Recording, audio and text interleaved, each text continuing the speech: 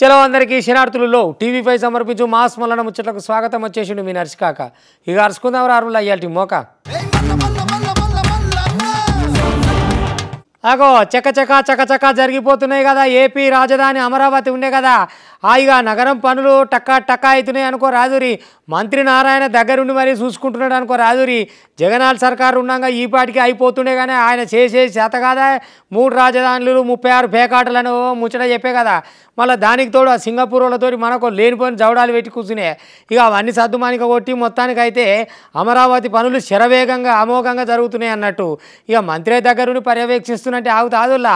రాజధాని ఎన్ని రంగులతోటి హంగులతోటి కానున్నదో ఇక ముందు చూడబోతున్నారు. ఒక 5 ఏళ్ళు బ్రేక్ పడ్డది కానీ మళ్ళీ ఆగేది లేదనుకో రాదురి. ప్రపంచము దేశము గర్వించదగ్గ రాజధాని అమరావతి కాబోతున్నదని ఇదివరకే కూటమి సర్కారు చెప్పింది. ఇప్పుడు ఆ పనులు అవుతున్నాయి, చూద్దాం రారి. అమరావతి రాజధాని పనులు జోరు మీద సాగుతున్నాయి ఊర్రా. అభివృద్ధి పనులకు మంత్రి నారాయణ ఎప్పటికప్పుడు ఏడుదాకా వచ్చినా ఎట్టెట్లా జరుగుతున్నాయి, ఎంత అయింది అని చెప్పి పూరా గరుచుకుంటాడు. ఇక పోయిన 5 ఏళ్ళు సూత ఇక 3 రాజధానులు 36 దర్వాజాలు అని చెప్పి లేనిపోని మాటలతోటి ఆగమాగం చేసిండ్రు. ఇక గంతేదా పాగాలతోటి ఒక్కటంటే ఒక్క ఇటుకన ముందడికి జరిగిందా అరులా. ఇక ఇప్పుడు గట్ల కాదు, మొత్తానికైతే అమరావతి పనులు శరవేగంగా జరుగుతున్నాయనే చెప్పాలా.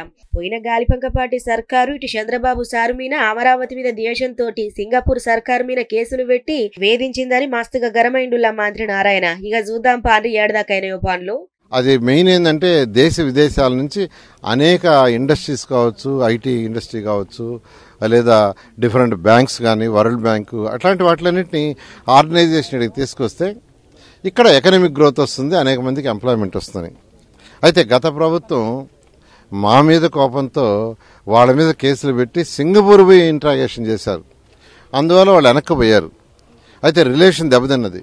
ఆ రిలేషన్ని పునరుద్ధరించాలి.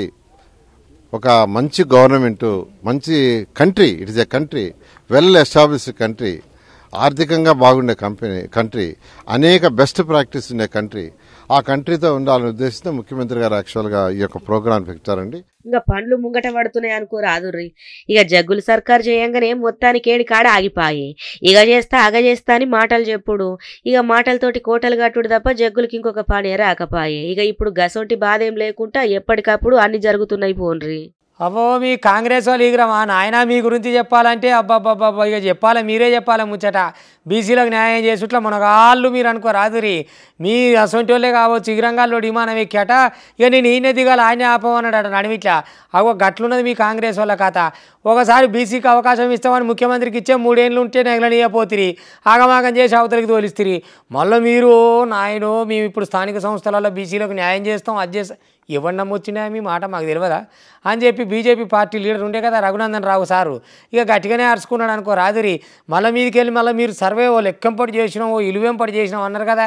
ఏవి ఆధారాలు చూపిరి బీసీలో సర్వే ఎట చేసినాం మీరు గవి బయట పెట్టుర్రి, ఆధారాలు బయట పెట్టి మాట్లాడుర్రి. గవి చేయకుండా మేము చాలా బుద్ధిమంతులము, బీసీలకు ప్రత్యేక పీటలు వేస్తాం, బెంచీలు వేస్తాం, బల్లాలు వేస్తాం, ఎందుకే వచ్చిరాని మాటలని సరిపోని అరుచుకున్నాడు అనుకో రాదురి. ఇక మరి ఆయన మాటలలోనే ఇందాం రాదురి. హాగో కాంగ్రెస్ వాళ్ళ మీద బీజేపీ ఎంపీ రఘునందన్ రావు బగ్గపైరైండుర్రా. మభ్య పెడుతున్న కాంగ్రెస్ ని చూసి బీసీ బిడ్డలు మోసపోకుండ్రి అని చెప్పి మాట్లాడుకొచ్చిండు. ఒక బీసీని ముఖ్యమంత్రిని చేస్తే 3 ఏళ్ళు పదవిలా ఉండనీయలేరని చెప్పి గుర్తు చేసిండుల్లా. 55 ఏళ్ళు దేశాన్ని కాంగ్రెస్ పాలించే, అయితే ఒక బీసీని సుత ముఖ్యమంత్రిని చేయనీయకపోయిండ్రు. గసొంటిది గల చరిత్ర అని చెప్పి విమర్శించుకొచ్చిండు. ఇక చూడుండ్రులా కావాలంటే ఎవరు ఎంత ఉంటే వాళ్ళకి అన్ని ఇవ్వాలంటే ముందుగా తెలంగాణ రాష్ట్ర శాసనసభలో 18 మంది మంత్రులకు అవకాశం ఉంది. 18 మందిలో మీ లెక్కల ప్రకారమే రేవంత్ రెడ్డి గారు 56% బీసీలు ఉన్నారు. 56% బీసీలు ఉంటే 18 మంత్రులలో 10 మంది మంత్రులు ముందు బీసీలకు ఇయ్యండ్రి. అది ఇయ్యడం చేత కాదు కానీ రేపు సర్పంచ్ ఇస్తా, ఎంపీటీసీ ఇస్తా, బీజేపీకి చేత కాదు. అరే నేను అడుగుతున్నా, నువ్వు ముఖ్యమంత్రి ఇయ్యాలకి 18 నెలలు అయిపోయిందన్నా, ఎవరు ఎంత ఉంటే వాళ్ళకంత ఇవ్వమని రాహుల్ గాంధీ చెప్పిండు. రాహుల్ గాంధీ మాట నాకు వేదవాక్కు అని రేవంత్ రెడ్డి గారు చెప్తారు, సోనియమ్మ మాట శిలాశాసనం అని చెప్తారు. మరి మీరు ఇది నిజమే అయితే 56% ఉన్న తెలంగాణ బీసీలకి ఎందుకు ముఖ్యమంత్రి పదవి ఇయ్యరో ఒకసారి రేవంత్ రెడ్డి గారు చెప్పాలి. రేవంత్ రెడ్డి గారు లెక్కల ప్రకారం 10% లేని అగ్రకులాలకి 7 మంత్రి పదవులు ఎందుకుంటాయో రేవంత్ రెడ్డి చెప్పాలి, రాహుల్ గాంధీ గారు చెప్పాలి. అగ్గో గదన్నట్టులా కథ. ఇక అసలు ప్రకారం చూసుకుంటే కుల సర్వే పెట్టినట్లు కాంగ్రెస్ అంటున్నది. గవిటికి సంబంధించిన పూర్తి వివరాలు చూపెట్టాలి, ఎందుకు దాసపెడతాండ్రు అని చెప్పి డిమాండ్ చేసిండుగా మండిగా. ఇప్పుడు చంద్రశేఖరరావు అనేట ఆయన 2014లో నేను సమగ్ర కుటుంబ సర్వే చేసిన అన్నాడు. ఆయనే ఇయ్యలేడు దాకా వెబ్సైట్లో పెట్టలేదు. ఆయనే ఏ కులం ఎంత ఉందో చెప్పేందుకు ఆయనకు భయం అవుతుంది. ఈయన కూడా 4 రోజులలో శాస్త్రీయంగా చేసిండు కదా.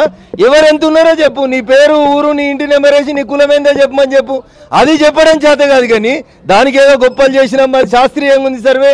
శాస్త్రీయంగా ఉంటే వెబ్సైట్లో పెట్టు, ఇల్లీగల్గా ఉంటే తీసేస్తారు. ఎవరన్నా ఎవరిదేందో కానీ చెప్తారు అట్లా.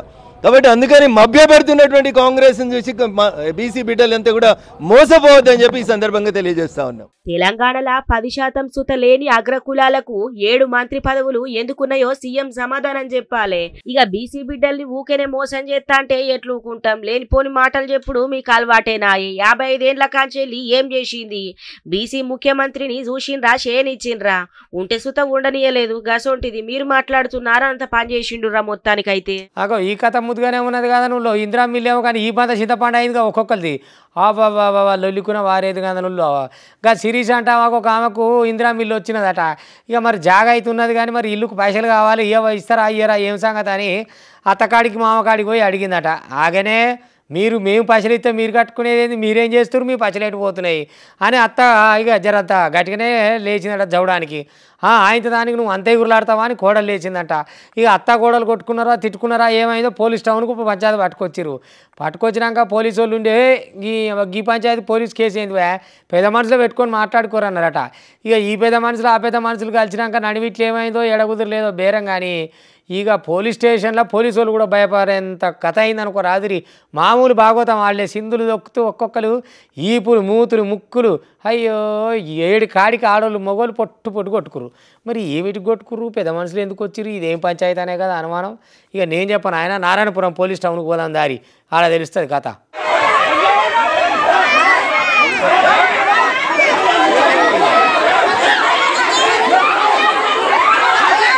ఓష్ని పాడుగాను మరి ఇల్లొచ్చిందని సంబురపడాలనా లేకపోతే లొల్లి పెట్టుకోవాలనా?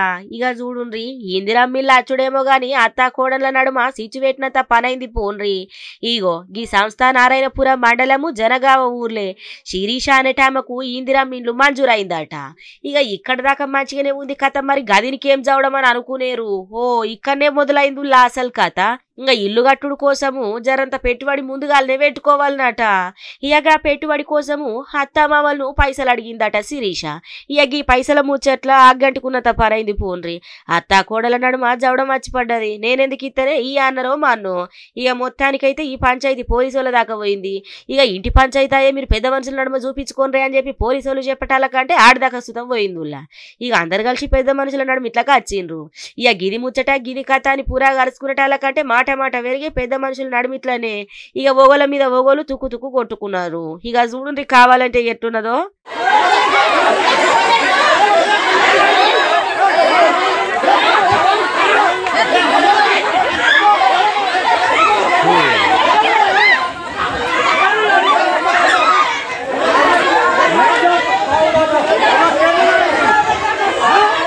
ఆగు చూసిండ్రానుల్లా. ఇక పోలీసులు ఉండంగానే అటు పెద్ద మనుషులు ఉండంగానే పొట్టు కొట్టుకున్నారు పోన్రి. ఇక ఈ జవడాన్ని సద్దు మనిగించేందుకు పోలీసులు నానా తంటాలు పడాల్సి వచ్చింది. జరంతసేపు నారాయణపురం పోలీస్ స్టేషన్ బయట మొత్తం ఇక జవడాలు పెట్టుకుంటారు కదా, యుద్ధ వాతావరణం లెక్కనే ఉన్నది పోన్రి. ఈ దాడి పోలీసులకే భయం పుట్టించినట్టు చేసింది. పుష్కరం వల్ల ఏమైనా చేసుకుంటారేమో అని. ఇక ఇట్లున్నది కథ. ఏందో ఏమో పోన్రి, ఇలా చూడేమో గాని తుక్కు అనుకునే కాడికి వచ్చింది కదా కథ.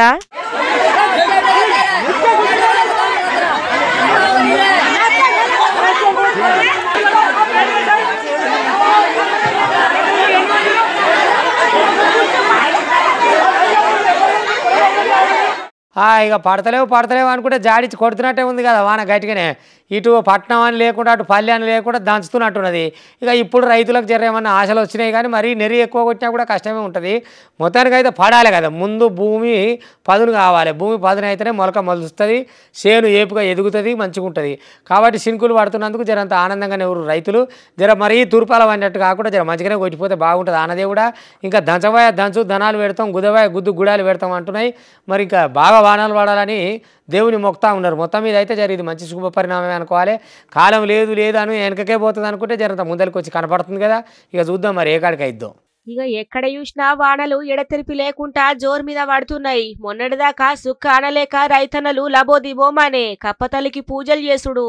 ఇక ఏ దేవుడు పడితే ఆ దేవుడికి మొక్కుకుంటా అయ్యా ఆన దేవుడా జర కరుణించయ్యా, పంటలు మంచిగా వండాలి, ఆనలు బాగా పడాలి అని చెప్పి మొక్కిండ్రు. ఇక ఆయాల కాంచెల్లి చూడుండ్రి, ఎడతెరిపి లేకుండా ఇరాన్ లేకుండా ముసురు పట్టినట్టున్నది. ఇటు తెలంగాణలా అటు ఆంధ్రాలా బగ్గ ఆనలు వడుడుతోటి వాగులు వంకలు షెలిమెలు ఎక్కడికక్కడ పొంగిబోర్లుతాన్నాయి. నిండుకుండ లెక్క నదులు సుత బగ్గ నిండినయుర్రా. ఇక చూడుండ్రి ఎట్లున్నదో కథ. ఆగో ఇక ఆనలంటే ఆనలే పోన్రి, ముసురు పట్టిందంటే ఈ జర్రంతన్న వెనకకు పోతలేదు. చిన్నగా చినుకులన్న పడుతున్నాయి గాని గెరువు మాత్రం ఇత్తలేదు పోన్రి. రాత్రి అయితే బాగానే పడుతుంది ఆళ్ళల్లా. ఇక మొత్తానికైతే ఆనలు పడుడుతోటి రైతన్నలు సంబరంగా ఉన్నారు గాని జర పైలంగా ఉండుండ్రి వరదలొచ్చే జాగాలల్లా. అయ్యా మీరంటే 5 ఏళ్ళకో నాడు వస్తురి, ఇక వంగి వస్తురో నిలబడి వస్తురో నడిచి వస్తురో కడిచి వస్తురో వచ్చి దండాలు పెడితిరి, మీ ఓటు మాకే వేయాలి మీ ఓటు మాకే వేయాలని మంచిగా ఒట్టేపించుకొని చేతుల నోట్లు పెట్టి ఉరికిరు. బాగానే ఉంది, మేము ఇది చేస్తాం అది చేస్తామని. మా పొరగాలు బడికి పోవాలంటే తొవ్వ చక్కగా లేదు, వాగులకి వెళ్ళిపోవాలి వంపులకి వెళ్ళిపోవాలి, అలాగెళ్ళి పురిగే వచ్చే పుట్టే వచ్చే పొరగానికి చెప్పులునే పొరగానికి చెప్పులు లేవా, ఆ కాలువ దాటుతుండే చెప్పులు కొట్టుకపోతుండే. ఆ పొరగాలు పోయి ఎట చదవాలి, ఏం సంగతి ఏం చదువులు, మాకు దిక్కేది దీమేదని వాళ్ళు లొల్లి పెడుతురు. పచ్చని అడవిలాగా నడుచుకుంటూ పోవాలంటే ఎంత కష్టం ఉంటుంది పొరగాలకు. పామే వచ్చే పురిగే వచ్చే పుట్టే వచ్చేగా బుడ్డ బుడ్డ పొరగాలు బడి సంచులు వేసుకొని ఎట్టపోతారు చెప్పురుల్లా. మా బాధ వాళ్ళు తీర్చాలని అక్కడ వాళ్ళు అడుగుతున్నారు. ఒక్క పారి మరి ఎక్కడోళ్ళే బాగానే చెప్పినావు ముచ్చట అని కదా మీ అనుమానం. ఎక్కడోళ్ళు ఏ జిల్లాలో ఏం కథ అనేది చెప్తారు. అది పాపం చదువు కోసము అడవిలా 3-4 కిలోమీటర్ల దాకా నడిచి పిల్లగాండ్లు చూడుండ్రి ఎట్లా పోతాన్రో. పసిపిల్లల భవిష్యత్తు మొత్తం అగమ్య గోచర లెక్కనే ఉన్నది పోన్రి. ఇక ఊర్లే స్కూల్ కావాలని డిమాండ్ చేస్తాన్రు. ఇక ఇప్పటికే మస్తు తక్లీఫ్ అవుతుందట. 365 రోజులు ఎప్పుడు చూసినా సుత ఇంకా గీ వాగు ప్రవహించుకుంటూనే ఉంటదట నుర్రా. ఇక అటు దిక్కు నుంచి ఇటు రావాలన్నా ఇటు దిక్కు నుంచి అటు పోవాలన్నా గీ వాగుని దాటాల్సిందే. ఇక రోడ్డు సుత చక్కగా లేదు, ఉన్నాయి 2 రోడ్లు, ఒకటి మెయిన్ రోడ్డు. ఇక గిది చూసుకుంటే గిట్లా ఏండ్ల తరబటి గిదే దుస్థితి కొనసాగుతుంది. అయినా సుత ఒక్క అధికారి గిటి దిక్కి కన్నెత్తి చూస్తలేరు అని చెప్పి చదువు కోసం గిరిజన బిడ్డలు పడుతున్న కష్టాలతోటి అలా బాధలు ఎలా ఉచ్చుకుంటాన్రు. ఇక చూడుండ్రులా కావాలంటే పిల్లలు వెళ్ళాలన్నా ఇబ్బంది పడిపోతున్నారు. తాతల కాడ నుంచి మాకు ఇయ్యే తిప్పలు. మాకు వాగు ఉందండి, వాగు దాటికొని వెళ్ళి పండువారిగూడెంలో చదువుకోవాలంటే ఒక సిచ్యువేషన్లో ఈ వాగులు కూడా దాటుకుంటూ వెళ్ళి వచ్చే పరిస్థితులు వాగు వస్తే పిల్లలు ఈ ఇవతల పక్కే ఉండిపోతున్నారు. అసలు బ్రిడ్జి కడతామని ఎప్పటి నుంచో అధికారులకు కూడా దరఖాస్తులు పెట్టడం కూడా జరుగుతుంది. ఏ అధికారి కూడా మమ్మల్ని ఇంత పట్టించుకున్నది లేదు, ఏం లేదు. ఈ ఐటీడీ పిఓ దగ్గర కూడా మొన్న వచ్చామండి. వచ్చేసరికి మా ఊళ్ళో స్కూల్ పెడతాం ఇదని అదానికి చెప్పి వెళ్ళారు. ఇప్పటికీ ఎవరు కూడా ఏ అధికారి కూడా వచ్చి ఇలాగ పెడతాం ఇది అది అని ఏం లేదు. ఆగో సూషిన్ రానుల్లా భద్రాద్రి కొత్తగూడెం జిల్లా అశ్వారావుపేట మండలం కాడున్న కొండతోగు ఊర్లే సర్కారు చదువు కోసం గిరిజన బిడ్డలు అష్ట కష్టాలు పడతాండ్రు. ఈ ఊర్లే 60 కుటుంబాలు ఉన్నాయటనుల్లా. 25 మంది పిల్లగాండ్లు సర్కారు బళ్ళే చదువుకుంటారట. ఇక పోవాలన్నా రావాలన్నా గిట్లా తక్లీఫ్ల రావాలా తక్లీఫ్ల పోవాలా. ఇంకా ఎన్నికలప్పుడు రాజకీయ నాయకులు వచ్చి ఇక మాటలు చెప్పుడు తప్ప చేతలైతే ఏం లేవు, కనీసం సదుపాయాలు లేవు. రావాలన్నా పోవాలన్నా బాగా తక్లీఫ్ అవుతున్నదని చెప్పి బాగా బాధపడుతుండ్రు. ఇక ఇప్పటికన్నా జర నజరేసి గిటు దిక్కు గిటు మంచి రోడ్ అయ్యురి సారు అని ఏడుకుంటుర్రులా. ఈ కోతులు మరి అడవిలలో మేత లేకుండా వచ్చిన ఆయటనో కానీ ఊరి మీద పడుతున్నాయి. మరి పడితే పడే దొరికిన కాడికి దీని సపనట్టు ఉండాలన్నా ఇటు దునుక అటు దునుక ఎట దాకేనో ఏం కథనో ఓ కోతికి కరెంట్ షాక్ కొట్టింది. ఏముంది గిరగిర కొట్టుకొని కింద పడేది. కింద పడినాక ఉంటుందా ఇంకా కరెంట్ షాక్ తగిలినాక ఏడికి ఆడికి చచ్చిపోయింది. అయ్యో ఇక మరి మనం దేవుణ్ణేమో కోతినేమో దేవుని లెక్క కొలుస్తామా. ఇంకెట్లా మరి కోతి చచ్చిపోయి ఎట్లా చేద్దాం ఏందని ఊరోళ్ళందరూ అనుకొని ఇక మంచిగా మనుషులకు చేసినట్టే చేసిరు అనుకో రాదురి. ఇక ఇటువంటివి చాలా జాగాల్లో జరుగుతుంటాయి. వీళ్ళు కూడా అట్నే చేసిరు, పూలేసి బొట్టు పెట్టి మరి దేవుని తాగనంపినట్టే తాగనంపిరు. మనిషికి అంత్యక్రియలు చేస్తారు కదా, అగో అదే రీతిలో చేసిరు. మరి ఏ ఊరోళ్ళు ఏడ చేసిరు ఏం కథ అనేది చూద్దాము మరి ఒక పారిగా. ఎందుకంటే వానరం చచ్చిపోయిందంటే అది మన లెక్కనే మనుషుల మధ్యలో తిరిగేటివా. ఇక చచ్చిపోతే వాళ్ళు కూడా చూడలేకపోయారు ఊరోళ్ళు. వాళ్ళ మానవత్వం దాటుకున్నారు అనుకో రాదురి. మనసుకి చేసినట్టే చేసిరు. ఇక చూడరు కథ ఎట్లున్నదో. ఇగో ఈ కాలంలో సుత మానవత్వము ఇంకా బ్రతికే ఉందని గుర్తు చేసిందుల్లా గీ ముచ్చట. మూగజీవికి ఘనంగా వీడుకోలు వల్పిండ్రు గీ ఊరోళ్ళంతా. ఖమ్మం జిల్లా కాడున్న కూసుమంచి మండలము జీల చెరువు ఊర్లే మానవత్వము మారు మూలలల్లా ఎంత బలంగా ఉన్నదనేది ఇక తెలియజేసే ముచ్చటను లాగేది. శ్రావణ శుక్రవారం గోలిగే ఊర్లే ఓ వానరంకు కరెంటు షాకు తలిగి ప్రాణాలు కోల్పోయిందట. ఇంకా కరెంటు షాకు తలుగుడుతోటి జీవిడిచిందన్నట్టు. ఇక మరి ఆనలు బాగా పడుతున్నాయి కదనుల్లా, జర పైలంగా ఉండాలే మనుషులు సుత. ఇక గీ ముచ్చట చూసిన ఊరోళ్ళు అది కేవలం మూగజీవే అని చెప్పి నిర్లక్ష్యం చేయలేదు. ఇక వానరాన్ని మేల తాళాల నడుమ ఊరేగింపు లెక్క పట్టుకపోయినరుల్లా. గది చూస్తే మనుషులకు జరిగే అంత్యక్రియలు అనిపించేటట్లు ఊరోళ్ళు ఇక మొత్తానికైతే గీ తీరుగా చేసినాక గా ఊరోళ్ళ గౌరవం కనబడ్డదుల్లా. ఇక చెప్పుడేంది మీరే చూడుండ్రి ఓ త్యాప. ఆగు చూసిన రానుల్లా ఊరందరు కలిసి వానరానికి ఊరవతల ప్రత్యేక జాగల అంత్యక్రియలు చేసిండ్రు. గీ ముచ్చట మానవత్వం అంటే కేవలం మాటలకే పరిమితం కాదు, దాన్ని ఎట్లా చాటుకోవాలో సుత చూపించింది. ఓ మూగజీవానికి ఊరందరు కలిసి ఘనంగా అంత్యక్రియలు చేసుడుతోటి జీళ్ల చెరువు ఊరోళ్ళ మంచి మనసు మల్లో త్యాప చూపించుకున్నారు. ప్రేమ జాలి అన్ని. అయ్యా ఏడంగానన్నా ఈడంగా ఆడంగా పోతుంటే ఒక జింక కనబడితే మనకు అబ్బా ఆగో జింక పోయింది అంటాం కదా. అసోంటిది 100 జింకలు వస్తున్నాయట. ఏంది పటభాగాలు కాదు మాపటీలు. ఇక రైతు చేనులు వేసుకుంటారు కదా, మాపటీలు వచ్చి ఆ చేనులన్నీ మేసిపోతున్నాయట. జింకను చూసి ఆనందంగా ప్రకృతికి మురుసుదాం అనుకుంటే ఈ ప్రకృతిలోకి వచ్చి మా పానాలు తిత్తన్నాయి కదా. ఇప్పుడు సపోజ్ తెచ్చి పంట వేస్తే ఏం లేకుండా జింకలు మేసిపోతే ఏం కావాలి మా పరిస్థితి? ఈ జింకలకు ఎట్లా చేయాలి, ఏం చేయాలి, అడవాధికారులు ఏం చేస్తారు, ఎట్లా కావాలి అని చెప్పని అక్కడ రైతులు అంతా బాధపడుతున్నారు. మరి ఎక్కడ రైతులు ఏ జిల్లా అంటారా? ఇక పోదాం రాయలసీమ రోకే అయ్యింది. అయ్యో గోస కాదు గోస. జింకలు మేకల మంద కంటే అధ్వానం వచ్చినాయి అనుకో రాదురి. గుంపుల కింద గంతులు వేసుకుంటే చేనులలో తిరుగుతున్నాయి. ఉత్సవానంగానే ఊరుకుడు మాపటీలు వచ్చి మేసుడు. ఏం కథో పొదటీలు గస్తి కాస్తున్నాయి, చీకట్ల షికారు చేస్తున్నాయి. అగో గట్లున్నాయి జింకల సంగతి. ఇక చూడు ఎన్ని ఉన్నాయి, గుంపు మందే ఉన్నాయి, గొర్రెల మందులే. అబ్బా ఎంత అందంగా ఉన్నాయుర్రా. అడవిలా పచ్చటి అందాల నడుమ శంగున దునికే జింకల్ని ఊతే కండ్లు జాల్తలేవు. ఇంకా 2 కండ్లుంటే బాగుండు అని అనిపిస్తుంది చూసేటోళ్ళందరికీ. కానీ ఏం చేస్తారుల్లా, పాపం రైతన్నలకు కన్నీరు పెట్టిస్తున్నాయి గీ అందమైన జింకలు. రాయలసీమలున్న పశ్చిమ పల్లెల వేల కొద్ది జింకలు అగ్మజాము రాత్రచి పొలాల మీద దాడులు చేస్తున్నాయట.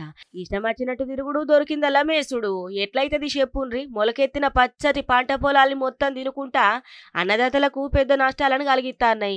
దీంతో జింకల మందలు కంటి మీద కునుకు లేకుండా చేస్తున్నాయట.